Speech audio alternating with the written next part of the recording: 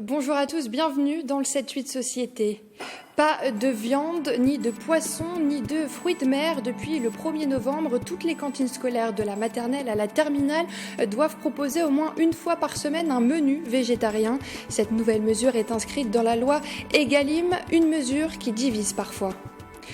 Pour évoquer ce sujet avec nous ce soir en plateau, Jeannine Marie, première adjointe au maire en charge de l'éducation à Trappes. Bonsoir. Bonsoir. Cécilia Fabre, diététicienne nutritionniste sur la commune de Saint-Cyr-l'École. Bonsoir. Et enfin, Laurent Gaillard, vous êtes le représentant des Yvelines de l'association végétarienne de France. Bonsoir. Courgettes au curry, lasagne aux légumes, couscous avec des boulettes de sarrasin. Les écoliers ont droit à un menu végétarien au moins une fois par semaine depuis le 1er novembre dans les établissements publics comme privés de la maternelle à la terminale. Pas de viande, ni de poisson, ni de fruits de mer, mais les œufs et les produits laitiers sont acceptés. Une fois par semaine, c'est assez, Laurent Gaillard? Alors, une fois par semaine, c'est le strict minimum. C'est le strict minimum. Le volet alimentation, je vais le laisser à Cécilia, puisqu'elle est diététicienne, donc c'est son domaine. Je crois qu'il faut comprendre quels sont les enjeux de ce menu végétarien. Alors, au niveau de la consommation de viande, on mange beaucoup trop de viande en France et dans le monde en règle générale, puisqu'on est à peu près à 85-86 kilos chez nous. Et il va falloir qu'on divise notre consommation de viande pour atteindre une vingtaine de kilos par an. La moyenne mondiale est de 40 kilos, il va falloir qu'on descende à 20 kilos. Pour une raison très simple, c'est que d'abord il y a un problème de santé, encore une fois Cécilia va pouvoir nous en parler, mais il y a un problème environnemental qui est très sérieux, parce que l'industrie de la viande est une des industries les plus polluantes, les plus émettrices en termes de gaz à effet de serre, et il va falloir qu'on les réduise de façon drastique, parce qu'on parle de stratégie 4, c'est-à-dire que pour pouvoir parvenir à ce fameux degré 5 dont on parle, il va falloir qu'on parvienne à diminuer nos émissions de gaz à effet de serre de quasiment 50%, 45% en 2030 pour arriver à une neutralité carbone en 2050. Ça veut dire que pour un Français qui émet 12 tonnes de gaz à effet de serre par an, il va falloir qu'il en soit à 2. Or, 2 tonnes, c'est exactement ce qu'est notre alimentation, ce que représente notre alimentation. Donc vous proposez quoi? 2 fois par semaine ce menu végétarien, comme la FCPE le souhaite? Alors, 2 menus végétariens, ce serait très bien. Un qui pourrait être construit autour de protéines essentiellement végétales, par exemple un dalle de lentilles, un couscous de légumes. Un deuxième qui peut être effectivement une pizza végétarienne avec du fromage. Et une option végétarienne les autres jours de la semaine.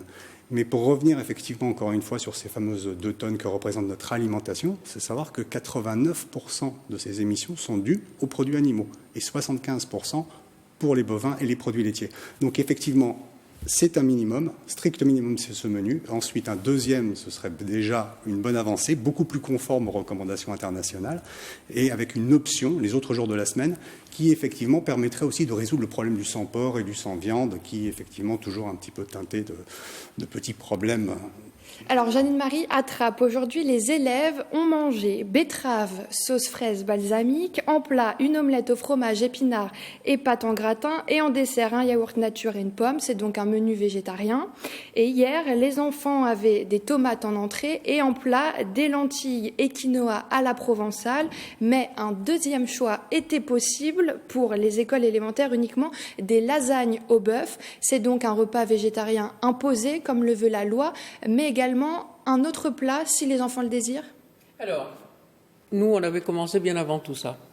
Donc, on a continué sur la perspective que nous nous étions tracée, à savoir que depuis l'année dernière, déjà on faisait du végétarien une fois par mois depuis longtemps, et puis l'année dernière on a expérimenté les mini-self pour le plat principal, de façon à effectivement proposer du végétarien à ceux qui ne mangeaient pas de viande, mais c'était aussi en parallèle pour éviter tous les petits problèmes annexes de soi-disant allergie de viande qui n'existe pas, sauf s'il y a une prise de sang et le marqueur c'est le G3, c'est assez rare, et surtout pour enlever la pression des familles sur les enfants par rapport à tu manges pas de viande, on entendait ça sur le parcours de l'école, excusez-moi, mais bon, à un moment donné, il faut un peu lâcher la pression aussi. Donc le fait d'avoir le choix entre un menu végétarien et puis ceux qui veulent de la viande peuvent le faire, ça a réglé tous les problèmes. Voilà. C'est sur toutes les écoles depuis le 1er septembre. C'est donc une révolution dans l'assiette des élèves. Quand on leur propose un steak végétal composé de petits pois, vous pensez que ça leur plaît autant qu'un steak haché frites traditionnel ? J'ai envie de dire, ça dépend des goûts. Voilà. Les enfants sont très attachés au visuel quand même. Ils sont attachés au visuel, mais on se rend compte qu'en leur proposant des choses différentes, en leur expliquant aussi, je pense que c'est ce qu'on disait avec Laurent, qu'on n'explique pas assez. Donc en expliquant, en faisant goûter, on élargit complètement le champ des possibles, j'ai envie de dire. Donc il ne faut pas hésiter à leur proposer. C'est sûr que si on reste sur le steak frites, ils vont vous dire qu'ils aiment que le steak frites, et puis finalement, en goûtant, on se rend compte qu'il y a d'autres choses de sympas, quoi. Donc, Alors on va revenir sur plusieurs termes: végétarien, végétalien, flexitarien ou encore vegan. Comment faire la différence? Allez, on y va pour un petit récapitulatif pour nos téléspectateurs. Avec vous, Cécilia Fabre, diététicienne nutritionniste, flexitarien. Alors, flexitarien, moi c'est un peu ce que je prône parfois, on en parlait avec Laurent, c'est on fait un petit peu de tout. Voilà, on ne va pas forcément aller à fond sur le végétal, à fond sur l'animal, mais on fait un petit peu de tout. Ou c'est, autre version du terme, je choisis de faire attention pour X raisons, que ce soit santé ou environnementale, à ma consommation de viande, poisson, etc. Mais si je sors au restaurant, si je vais chez des amis et puis qu'on me propose ça, je le mange quand même. Après, effectivement, nous avons le végétarien qui, comme vous l'avez dit au départ, va continuer à consommer des œufs et des produits laitiers. Mais pas de viande, pas de volaille, pas de... Voilà, tout ça. Exactement. Végétalien, vraiment d'animaux vraiment entiers. Et végétalien, voire vegan, pousse un peu plus la chose en enlevant tout ce qui va être animal, mais aussi issu produits des animaux ou issus de l'agriculture animale. Donc je pense aux œufs, au lait qui viennent des animaux, et le vegan, lui, va carrément enlever la laine, etc. Tous les produits de la ruche, voilà. Laurent Gaillard, vous êtes vous-même végétarien. Qu'est-ce qui a changé dans votre quotidien ? Alors ce qui a changé dans mon quotidien, c'est que déjà je me sens beaucoup plus en accord avec l'éthique, qui est aussi bien de l'éthique animale qu'environnementale. Les deux vont de pair de toute façon, puisqu'effectivement, encore une fois, on sera tous amenés à diminuer drastiquement notre consommation de viande, et souvent le drastiquement n'est pas bien compris. Donc ça, c'est le premier point. D'un point de vue de la santé, je n'en porte vraiment pas plus mal, bien au contraire. On s'aperçoit maintenant effectivement que même des athlètes de haut niveau suivent des régimes végétariens ou végétaliens et néanmoins obtiennent des performances tout à fait remarquables, puisque récemment encore, aux Jeux de Rio, un athlète haltérophile dans les catégories 75-76 kg a été quand même médaillé d'or, et il est vegan. Donc on peut effectivement avoir du muscle et être végétarien. Les athlètes d'endurance l'ont prouvé maintes et une fois. Donc c'est simplement une façon de pouvoir effectivement, d'un point de vue de l'éthique, se dire je peux très bien me passer de produits animaux, être en bonne santé, donc je préfère les laisser tranquilles.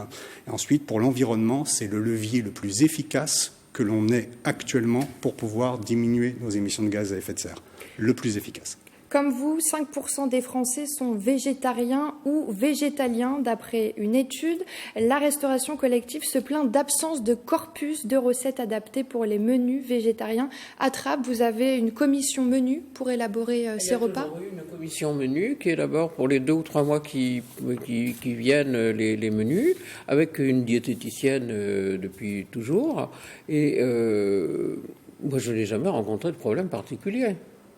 À Montigny, certains enfants participent à ces commissions pour donner leur temps. Ils ne participent pas aux commissions, ils ont une formation sur l'équilibre alimentaire faite par la diététicienne et les animateurs. Ils participent à l'élaboration de menus, il y a un concours de menus, et le menu qui a gagné est fait sur toute la ville, dans toutes les écoles. Des menus végétariens mais équilibrés, c'est possible, Cécilia Fabre? Oui, c'est possible, surtout comme on se le disait avec Laurent avant l'émission, effectivement. Il faut mieux manger végétarien équilibré plutôt que conventionnel, classique et complètement déséquilibré. Surtout que là, on est sur un menu en plus par semaine, mais oui, on peut tout à fait équilibrer une ration végétarienne bien proportionnée, aussi bien en protéines, en lipides, en glucides et en tous les vitamines et minéraux. On fait un petit peu attention quand même à la vitamine B12, où on sait que c'est une des carences que peuvent présenter nos patients végétariens. On peut éventuellement supplémenter. En général, c'est nous ce qu'on recommande. On supplémente à base de compléments alimentaires en B12 pour être sûr. Pas besoin de mettre de l'injectable à ce niveau-là, mais en comprimé, en gélule, ça passe très bien, pour être sûr de bien atteindre nos apports nutritionnels recommandés. Des repas végétariens imposés au moins une fois par semaine dans les cantines scolaires, est-ce une bonne chose? Écoutez les réactions des Yvelinois. Les enfants, ils mangent souvent beaucoup de frites ou des pâtes. et pas beaucoup de légumes, peut-être que ça pourrait aider à justement diversifier les repas et donner des idées à la maison après aux parents. C'est bien, ils pourraient même le faire 2 fois par semaine. Ça les incite à manger plus de légumes et moins de cochonneries. C'est une bonne chose, mais est-ce que les enfants sont prêts à accepter ça ? La question, c'est surtout la qualité de ce que mangent les enfants. Et manger végétarien, oui, mais ce qui compte, c'est surtout manger des produits de qualité, des produits qui ne sont pas des produits industriels. Ça les forme, parce que si plus tard on a des problèmes avec la viande ou des choses comme ça, qu'ils peuvent s'adapter à une alimentation sans viande. Une fois par semaine, je trouve ça bien. Plus, ce serait mieux. Mais une fois, c'est déjà un sacré pas. Et ce serait un sacré changement. On en entend beaucoup parler, donc il y a une certaine sensibilisation sur ce type de pratique et je pense que ça se démocratise dans beaucoup de communes, donc je pense que ça serait bien que ça soit fait sur 50 ans en Yvelines. Sans poisson, je trouve que c'est dommage quand même.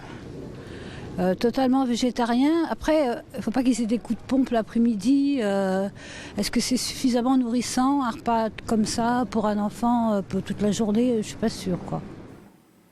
On l'a entendu, pas de coup de fatigue, de coup de pompe, comme disait cette Yvelinoise. C'est ce que craignent souvent les personnes.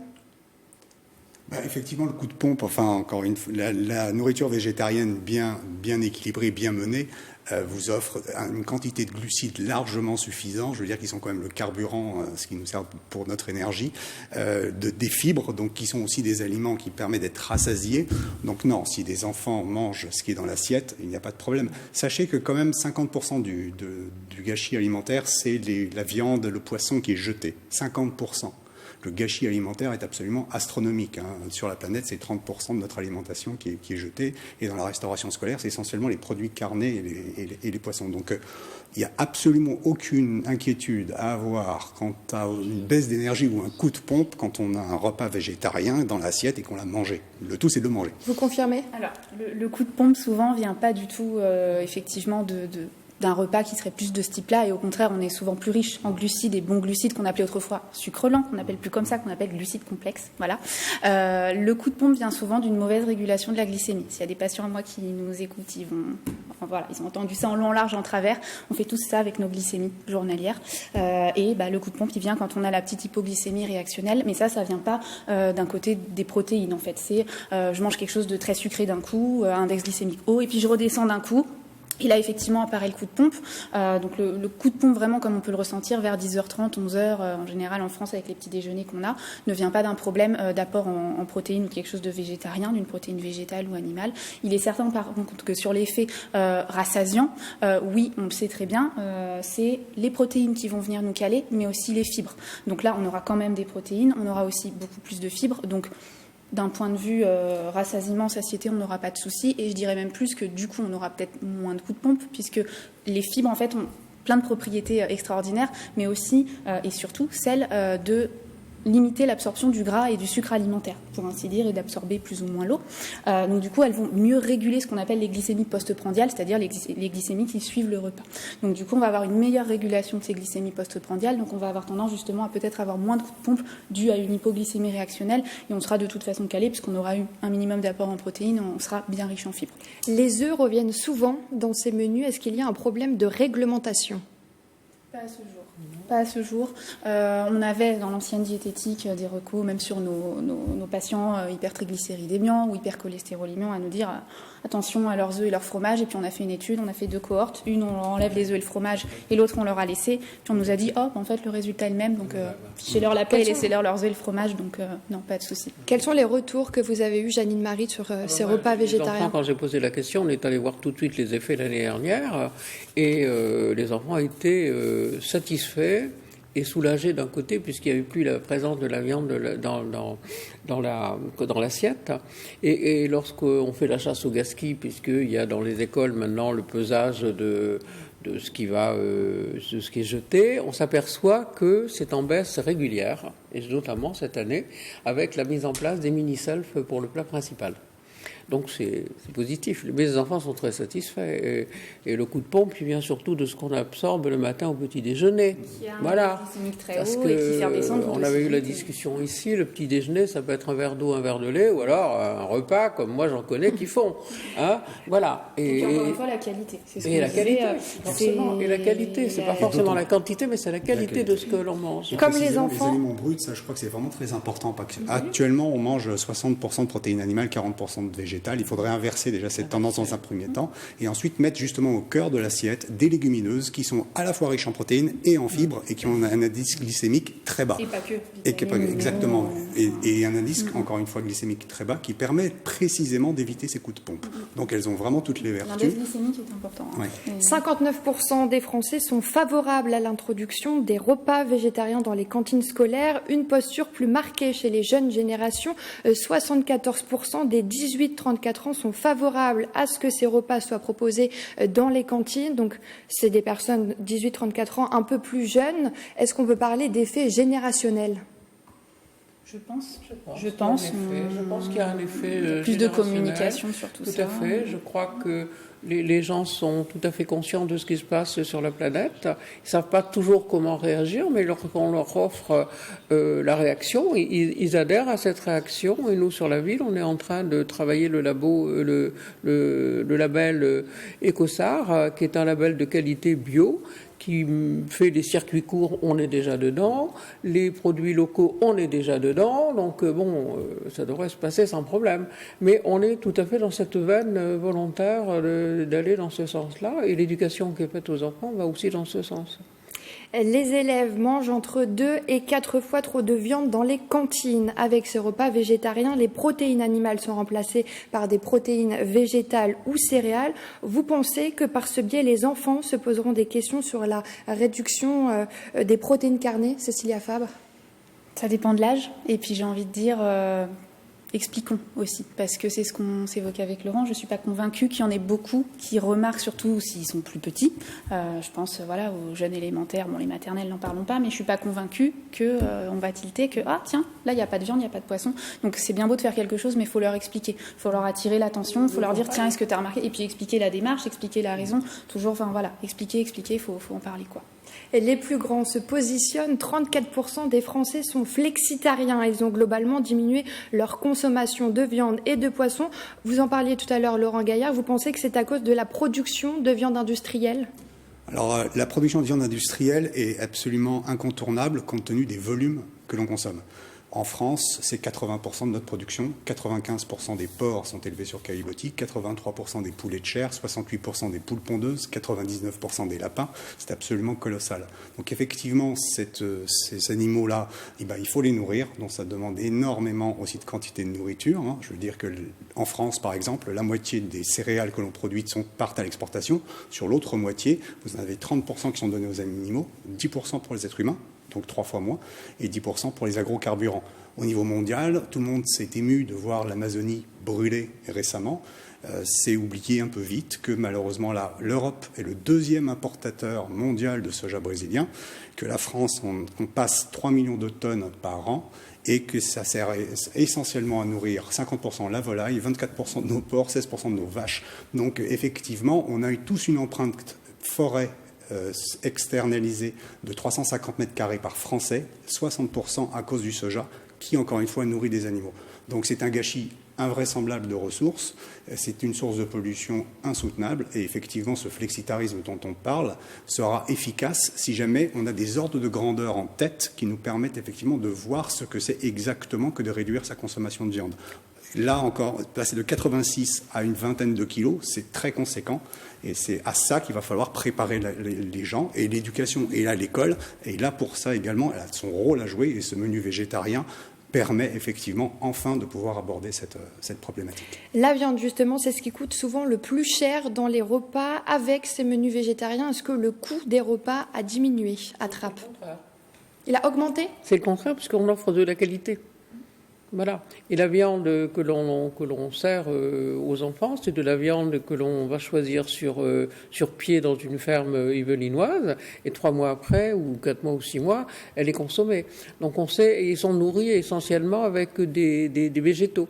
Donc on sait exactement ce qu'on met dans l'assiette. Et les enfants ont bien fait la différence. Et du côté des producteurs, alors des c'est du fait agriculteurs. maison, donc ça change un peu la donne. Et du côté des producteurs, des agriculteurs, alors c'est une perte pour eux? Bon, je pense pas. Je pense qu'ils s'y retrouvent de la même manière. Non, je crois pas. Au contraire, parce que souvent on fait du local, du circuit court, donc c'est mieux. Tout à fait. Et le fait de mettre en circuit court fait aussi qu'il y a un gain quand même. On paye la qualité, mais on est gagnant sur le transport, puisqu'il y a le transport en moins. Et puis bon, on sait ce qu'on met dans l'assiette des enfants. Et ça, je crois que c'est essentiel. Cette expérimentation donc de 2 ans de la loi Egalim fait l'objet d'une évaluation, notamment, vous l'aurez compris, de son impact sur le gaspillage alimentaire, sur les taux de fréquentation et sur le coût des repas, dont les résultats seront transmis au Parlement au plus tard 6 mois avant son terme. Dernière question avant de clôturer cette émission, le temps de restauration à la cantine est-il un bon vecteur pour faire évoluer les mentalités? On va faire un petit tour de table, on va commencer par vous. Oui, je pense que ça peut être un bon vecteur. On a une bonne base. Nous, il y a des lois à faire respecter pour établir les menus. Il y a toujours un diététicien qui est derrière, que ce soit pour l'équilibre, que ce soit pour le respect des lois, que ce soit pour l'hygiène. Aussi en cuisine, on fait des audits. On peut être amené à appeler les services vétos s'il y a quelque chose. On forme le personnel, on fait beaucoup de choses. Mais encore une fois, je pense qu'il faudrait aller vraiment voir les élèves. On ne va pas assez voir les élèves. On reste malheureusement avec les moyens qu'on a dans nos mairies ou en prestation de services à faire les menus. Et jamais ils ont notion que y a un diététicien derrière, de ce qui se passe. Donc oui, ça peut être un bon vecteur, mais je pense qu'il faut aller plus loin. Il faut aller sur le terrain, il faut aller les voir, il faut expliquer, faire des ateliers en classe. Ça suffit pas et ça pourrait être un très bon vecteur, oui. Janine Marie, dans votre commune à Trappes? Alors nous, la diététicienne rencontre les enfants puisqu'elle contribue à leur apprendre l'équilibre alimentaire. Et des premiers menus qui sont ressortis, on a vu apparaître les soupes, ce qu'on n'aurait jamais osé faire. Ils adorent les soupes et les épinards. Le chou vert est revenu sur la table. Et je pense qu'à la maison, on leur aurait offert ça, ils auraient dit non. Donc ces menus végétariens, c'est l'occasion de découvrir pour eux d'autres saveurs. Et puis on a eu un atelier philosophique où les enfants ont parlé de manger de la viande ou pas de la viande. Il y en avait qu'un qui était tout à fait, on le voyait, un carnassier quand même. Tous les autres étaient, non, pas de viande.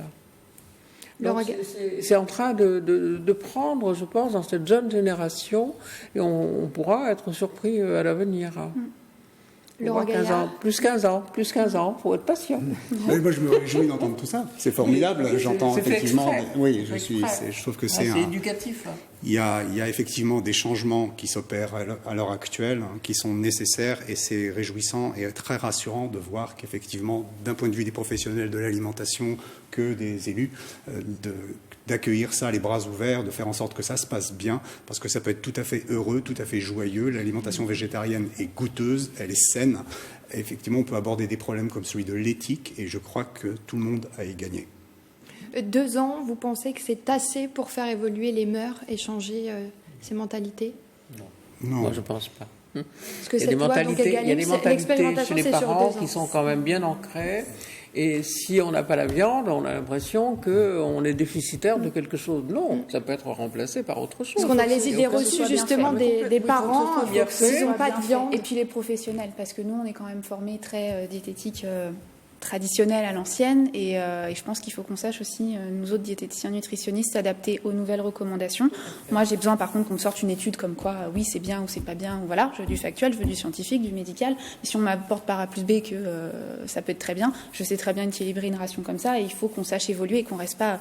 Non, mais on m'a appris viande, poisson ou œuf, plus légumes, féculents, produits laitiers, fruits et matières grasses, voilà. Il faut savoir s'adapter un peu et répondre aussi à la demande du patient. Comment vous luttez contre ces idées reçues parfois des parents où l'enfant doit manger de la viande pour grandir, pour sa croissance? On explique que la croissance ne passe pas que par ça, on explique les besoins. Moi, j'explique souvent beaucoup comment fonctionne le métabolisme aussi, parce qu'une fois qu'on a compris comment le métabolisme fonctionnait, le plus bel exemple que j'ai, c'est votre corps, c'est un animal, il veut survivre. Si vous le privez et que vous lui mettez des restrictions, est-ce que vous pensez vraiment qu'il va aller perdre ses réserves en plus de ça, alors qu'on ne lui donne pas? Non. Et quand on leur donne plein de petites images comme ça pour comprendre comment ça fonctionne, on casse plus comme ça les idées reçues plutôt que de leur balancer non, c'est pas vrai ou oui, c'est vrai. Voilà, si on explique dans le corps, on sort des études, on argumente, on donne des images un peu comme faisait une super émission quand on était petit, la vie. Voilà, ça c'était quand on donne plein d'images comme ça, ça va mieux. Ouais, on arrive mieux à casser les idées reçues comme ça plutôt qu'en rentrant pleine balle en leur disant oui c'est bien, non c'est pas bien quoi.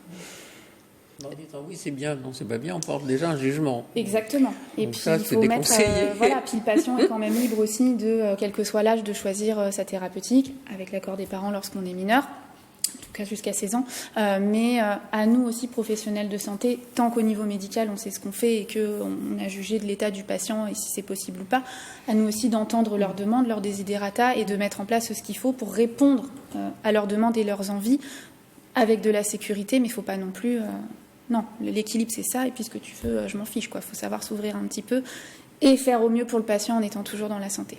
Merci à tous d'avoir participé à cette émission et à vous de nous regarder. C'est la fin de ce 7-8 Société. Très belle soirée sur TV78.